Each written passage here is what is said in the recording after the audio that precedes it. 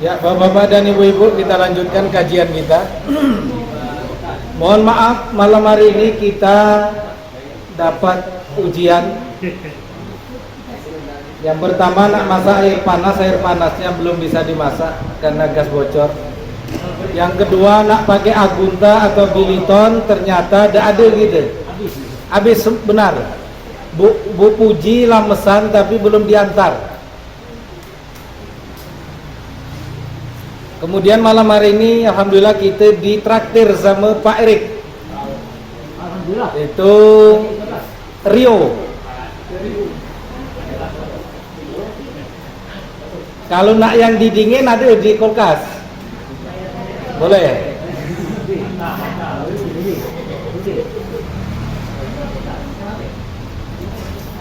Mohon maaf bagi yang tidak bisa minum Rio terus nak minum air putih, tidak ada. Adanya air keran. Saya tak boleh keras, saya juga.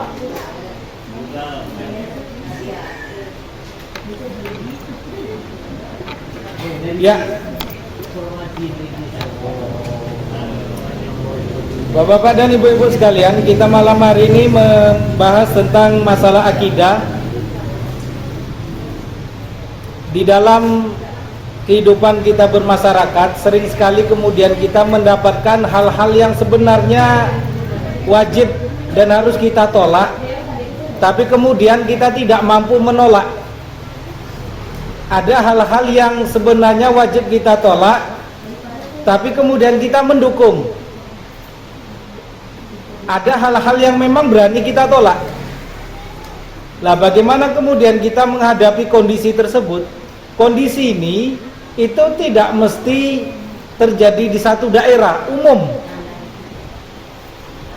Bagaimana kemudian kita menyikapi secara akidah? Karena tidak semua hal yang ada di masyarakat itu harus kita terima. Sebagaimana tidak semua di masyarakat kemudian harus kita tolak. Bagaimana kemudian kita memilah dan memilih, padahal kita tidak bisa kemudian hidup itu tidak bermasyarakat. Semakin kemudian kita lama ngajinya, semakin kita harus dekat dengan masyarakat. Kenapa? Karena kita ini adalah da'i. Yang namanya da'i itu butuh mat'u, orang yang diajak untuk didakwai. Kalau kemudian kita semakin lama ngaji tapi kita semakin jauh dari masyarakat, ini perlu dipertanyakan ngajinya. Karena kita dapat ilmu itu kan harus disampaikan. Kemudian dia tidak mau menyampaikan, maka perlu dipertanyakan pengajiannya.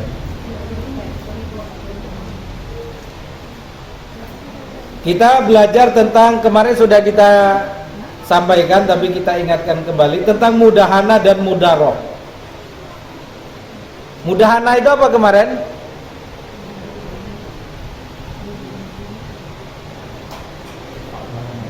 Mudahana itu meninggalkan agama demi kepentingan dunia. Secara singkatnya seperti itu. Dia tahu hukumnya seperti ini, tapi kemudian sudahlah, tidak masalah lah. Yang penting saya tetap bisa makan.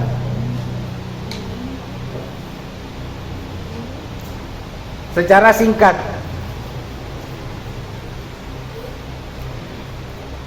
Dan ini banyak kita temui kemudian di masyarakat, atau kemudian ilmu kita itu diuji, akidah kita diuji, keimanan kita diuji ketika di masyarakat, entah itu di kantor, di masjid, dengan tetangga. Contoh dari mudahana itu menampakkan keridoan kepada kemaksiatan.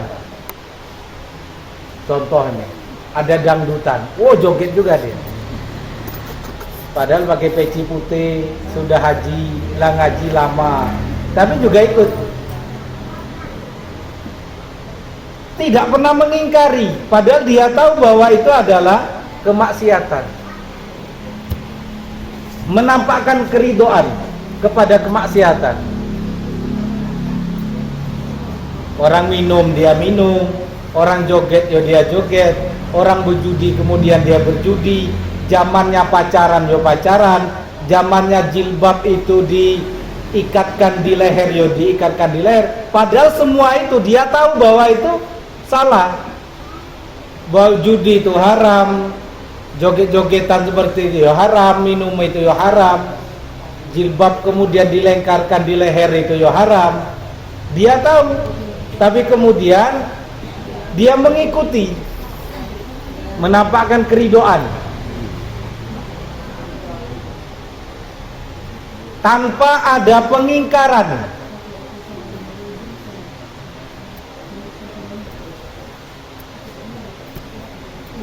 Dia daftar di sebuah perusahaan, kemudian ketika wawancara, kemudian dia bilang boleh, tapi mohon maaf Pak, di sini karena Bapak sebagai satpam kemudian tidak boleh meninggalkan kantor, maka selama Bapak bekerja di sini tidak boleh kemudian walaupun itu sholat Jumat. Dia tahu bahwa ini dosa, tapi tidak ada kemudian pengingkaran demi yang penting anak istri saya makan. Boleh tidak seperti itu? Padahal masih ada sektor pekerjaan yang lain, kecuali memang tidak ada betul. Kalau udah jadi satpam itu kemudian anak istrinya mati, itu darurat namanya. Tapi kan bisa, masih bisa ke laut, masih bisa upahan, masih bisa mantang, masih bisa nyari timah, masih bisa upah nebas, masih bisa nyari jadi kuli.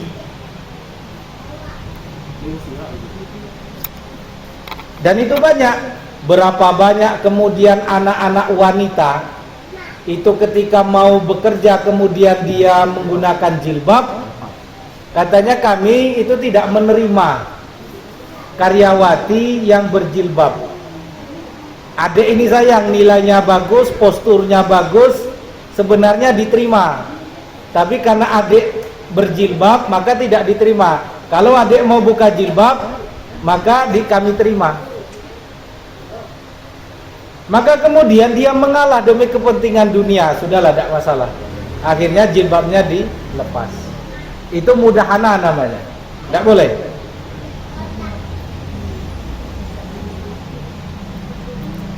Atau yang kedua, melihat kemungkaran, kemaksiatan yang mampu kita robah, tapi kemudian kita tidak mau merubah demi kemaslahatan gitu. Daripada kita ribut sama tetangga, padahal mampu dirubah, kecuali tidak mampu loh ya. Di depan kita ini ketua geng preman, anggotanya 1000, dari 1000 itu 500 pembunuh bayaran semua. Di depannya Bang Arwanto rumahnya. Bang Arwanto ini diingatkan mati, tidak diingatkan ini maksiat. Nah, kalau ini persoalannya lain. Tapi kita mampu, anak kita tidak sholat, mampu tidak kita kemudian menyuruh anak kita sholat? Mampu. Kemudian sudahlah, daripada ribut sama anak, malu sama tetangga, itu mudahana, tidak boleh. Istri kita tidak berjilbab, kita ingatkan.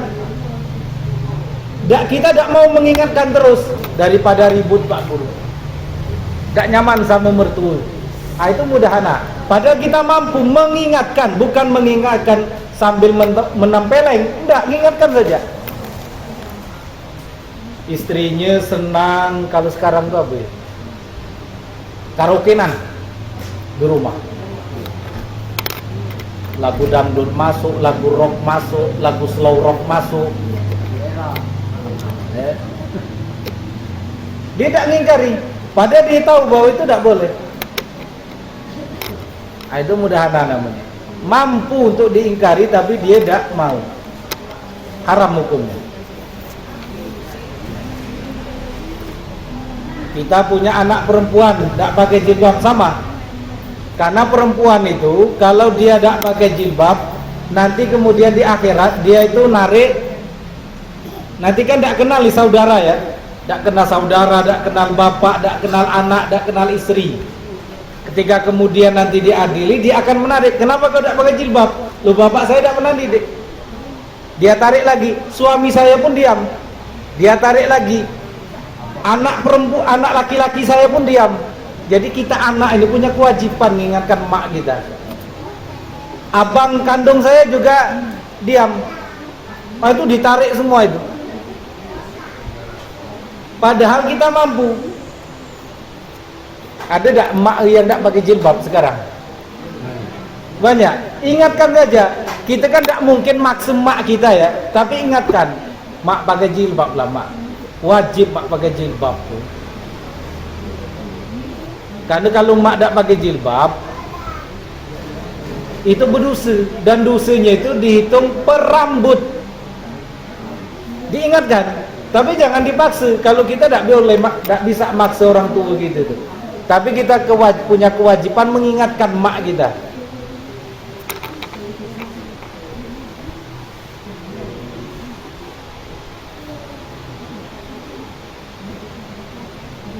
Maka kemudian mudahana itu disebut tarkuddin, meninggalkan agama, lisilahid dunia, untuk kemaslahatan dunia. Saya dulu waktu ujian, saya pernah cerita ujian apa disebut ujian itu, orang ini termasuk apa, keras atau enggak gitu. Ya saya pernah cerita itu. Kemudian ada soal, bolehkah mendirikan syariat Islam di Indonesia? Pingin mereka itu jawab tidak boleh. Saya tahu maksudnya tidak boleh, karena itu disebut radikal. Tapi saya punya keyakinan boleh. Maka kemudian saya jawab boleh, karena itu hak setiap muslim.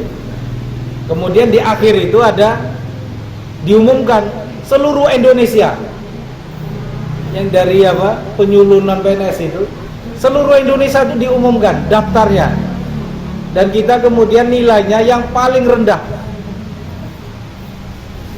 Kesimpulannya perlu dibina lagi. Nah, jadi saya itu perlu dibina karena terlalu keras.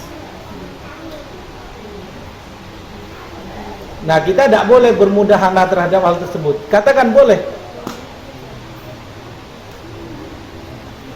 Apakah seorang muslim, apakah penduduk Indonesia yang Islam itu bolehkah memilih pemimpin yang non muslim? Saya jawab tidak boleh. Karena boleh, tidak boleh, sangat tidak boleh, sangat boleh. Tidak boleh. Nah, itu termasuk juga itu. Keras gitu. Ada juga jawaban, seandainya kamu punya anak perempuan, pertanyaannya, kemudian dilamar oleh laki-laki non muslim, apakah boleh? Begitu, itu jebakan semua. Boleh, sangat boleh, ragu-ragu, tidak boleh, sangat tidak boleh. Kalau kita kemudian bermudahana, tidak boleh. Tapi kita sebagai muslim katakan tidak boleh, harus tegas. Karena tidak ada mudahana dalam hal tersebut. Walaupun kemudian kita disebut keras.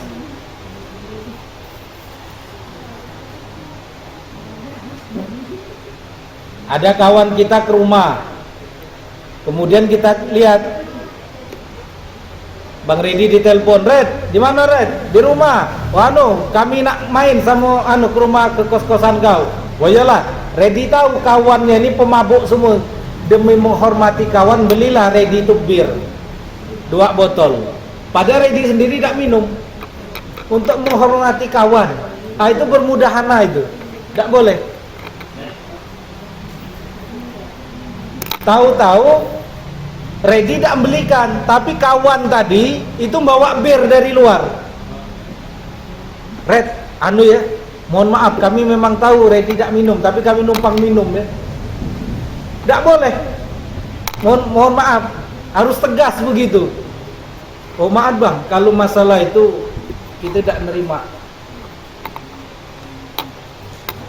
Saya dulu waktu proses jual beli rumah yang ditempati sekarang, itu dia akan minta DP. Kebetulan waktu itu dia di Bangka. Dia nelpon, Pak, tolong kirim saya duit 10 juta, 4 juta sebagai bagian dari DP, karena saya mau beli tuak katanya. Karena tuak di Bangka ini lebih bagus daripada tuak Belitung. Saya waktu itu antara shock dan kaget. Tuak. Saya tuh nyari tuak itu pasti dalam hati saya arak ini. Kemudian alhamdulillah kemudian Allah tegarkan, saya jawab, mohon maaf Pak, saya malu dengan sholat saya Pak, saya begini-begini, ini sholat 5 waktu, haram hukumnya memberikan modal untuk orang beli tuak Pak. Ditutup dia, tidak sampai 10 menit nelpon lagi, Pak, ini yang nelpon istrinya sekarang, mohon maaf Bapak tadi salah, 4 juta itu untuk anak yang lagi sakit di rumah sakit gitu. Mohon maaf Bu, tetap tidak bisa Bu. Jadi untuk hal seperti itu kita tegas, tidak bisa. Sama dengan swalayan, ada orang minta nota kosong. Bu, ini harganya berapa? Ini harganya totalnya 18 juta. Oke siap Bu, 18 juta. Tolong nanti siapkan nota, kemudian dicap pakai cap swalayan. 18 juta kami bayarkan. Boleh tidak seperti itu? Boleh tidak? Tidak boleh Pak. Memang kita sudah selesai, untung kita sudah 18 juta dibayarkan semua. Tapi nota kosong tadi, kita tidak tahu dibuat dia 25 juta, 30 juta. Antum tahu menteri yang terbaru ini loh, yang ditangkap ini, menteri apa itu? Kominfo itu loh. Berapa anunya, korupsinya? 8 triliun. Bayangkan dimangkrakkan. Saya tahunya dari Mahfud MD itu. Ada berapa BTS? Satu BTS itu kan tahu ya, yang anu itu. Yang tinggi betul itu satu itu kan berapa ratus juta kan, dikali berapa ribu, ternyata ketika di GPS lewat satelit tidak ada benda gitu, dimangkrakkan, di harganya itu didobel kan, tidak boleh. Makanya salah satu syarat dari orang yang jaga swalayan itu di Atawabin harus ngaji, supaya kita seia sekata.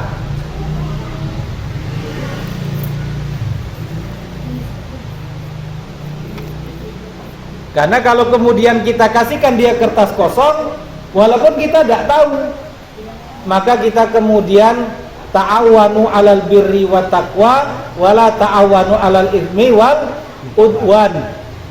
Bertolong menolonglah kalian itu di dalam kebaikan, jangan bertolong menolong di dalam ithmi, dosa, dan udwan, permusuhan. Apa pian tahulah masalah itu.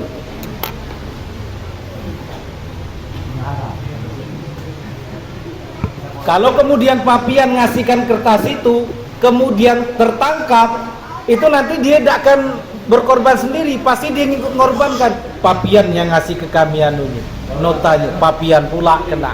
Padahal tidak tahu menahu.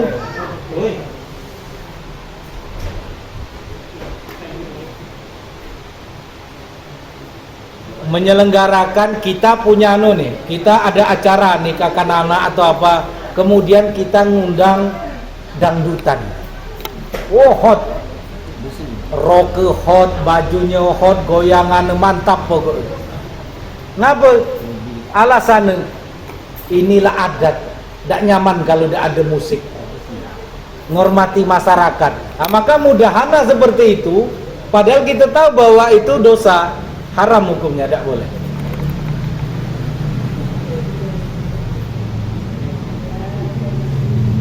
Lah bagaimana kemudian kalau kita diundang?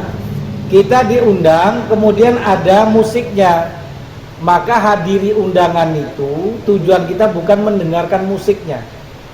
Jangan kemudian ngambil lauk, ngambil nasi, ngambil sayur, langsung nyari tempat duduk di depan panggung. Wah, nonton. Ya. Carilah posisi-posisi yang tidak langsung menghadap ke panggung.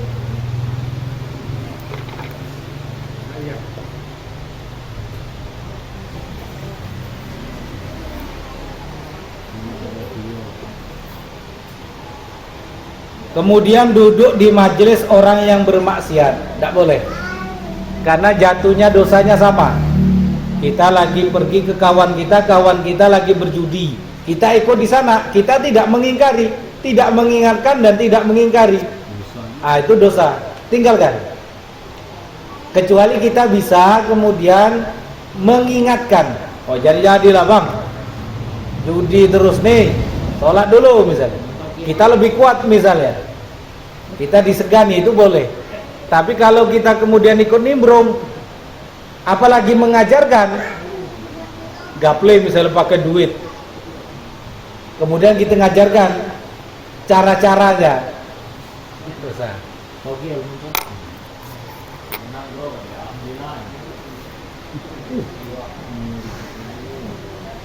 Yang agak repot ini kumpul dengan orang merokok. Orang itu orang Muhammadiyah.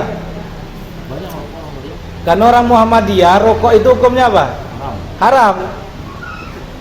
Kalau haram berarti kan harus diingatkan kan. Pak Erik ini kan orang Muhammadiyah nih. Ketemulah reuni Pak Erik dengan kawan-kawan Muhammadiyah. Tahu-tahu merokok semua. Ini harus diingatkan. Karena rokok bagi Muhammadiyah haram. Kalau tidak nyaman kumpul sekali-kali mengingatkan, ini mudahana. Kecuali Pak Erik kumpul dengan orang NU. NU kan makro. Banyak orang dia. Ya? Banyak. Ada masalah kalau makro.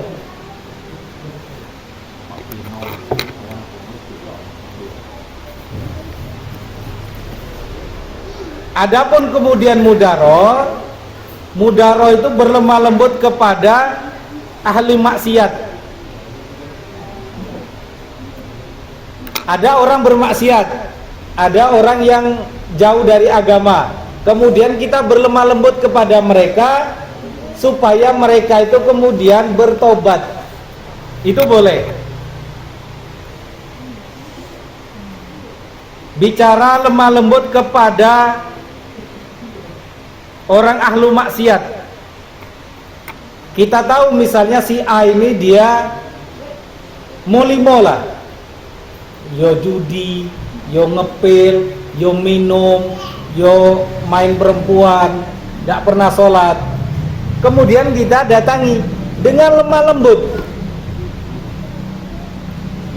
Kenapa kemudian kita berlemah lembut?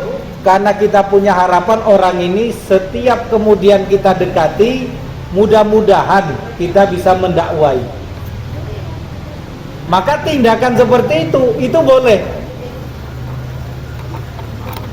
Kalau mudaro tadi, mudahana tadi, dia tidak mengingkari.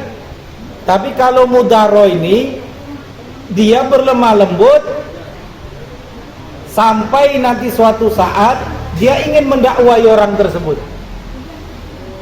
Kita nih, ada orang preman semua ini. Dia datang, Ustaz, saya mau ngaji Ustaz. Kata Ustaz, boleh. Kurang ajar Mika katanya. Sana itu boleh. Tak boleh minum, tak boleh merokok. Dengan nada yang keras. Maka orang itu kemudian bisa jadi melawan atau bisa jadi menjauh. Kalau kemudian dia datang, kemudian kita terima, ketika dia majlis salim, dia merokok kita biarkan. Yang penting dia ngaji dulu. Bukan kita menerima merokoknya, kita ingin yang penting dia ngaji dulu. Nanti sambil didakwai, mudah-mudahan kemudian dia bertobat, berhenti merokok, berhenti bermaksiat yang lain, kemudian sholat.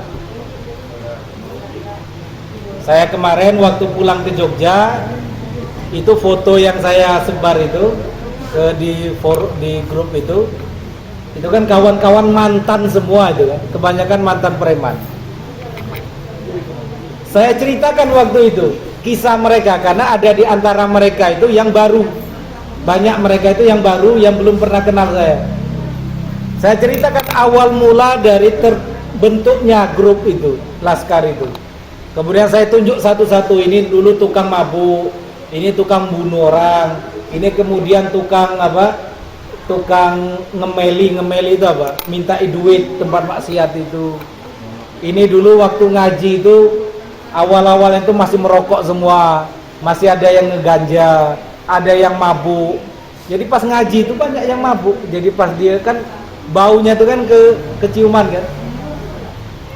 Habis minum ngaji mereka. Karena pas jadwalnya ngaji, enggak masalah. Tapi kemudian karena kemudian kita bersabar, alhamdulillah Allah bukakan. Dan itu menjadi cerita yang lucu sekarang. Lah itu boleh seperti itu.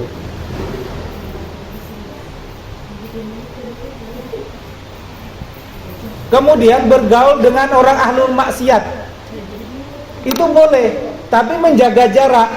Kita dekat dengan pencuri, kita dekat dengan pemabuk, dekat dengan penjudi boleh, di saat mereka tidak melakukan kemaksiatannya.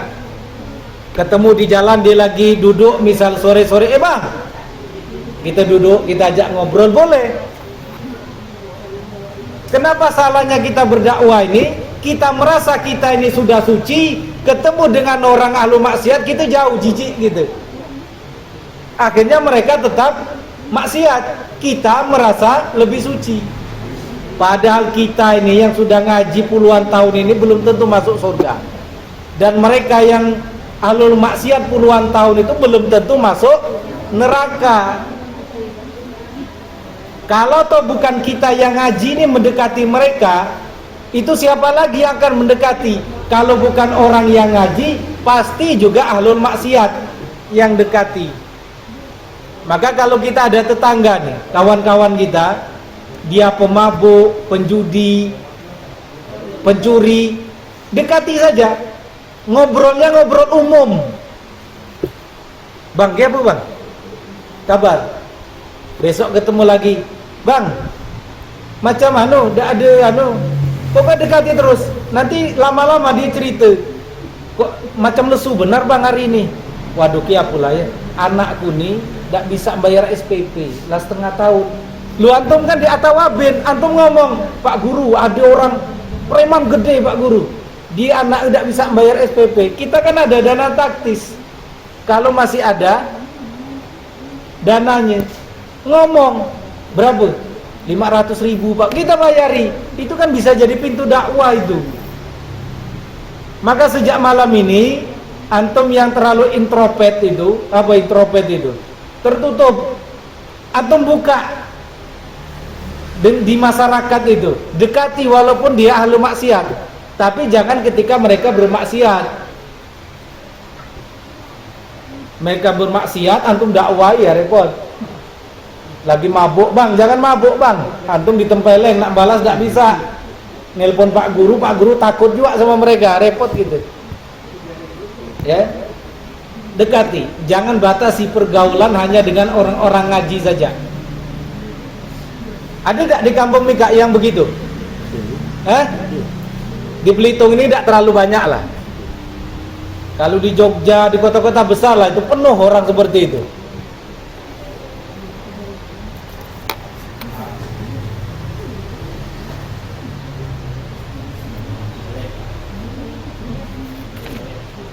Ya, mudaro ini juga yang terakhir, boleh kita menjaga diri dari orang yang fasik yang punya kekuasaan. Seperti tadi, kita kemudian Bang Eko ditanya, kok Mika kan lah ngaji, apa hukum hukum minum-minuman keras? Kata Eko, nak ku jawab haram, minta ku ditempeleng. Tidak dijawab.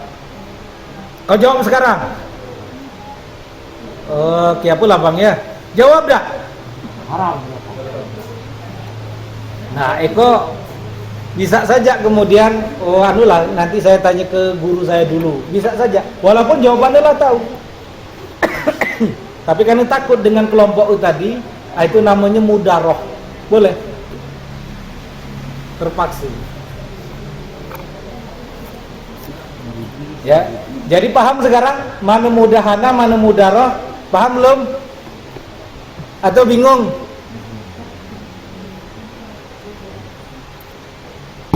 Paham enggak? Ya, intinya mulailah bergerak. Karena kita ini sama-sama bergerak. Orang yang ngaji itu seharusnya juga bergerak mencari mangsa untuk disadarkan. Orang ahlul maksiat itu pasti bergerak untuk mencari kawan supaya bermaksiat bersama-sama.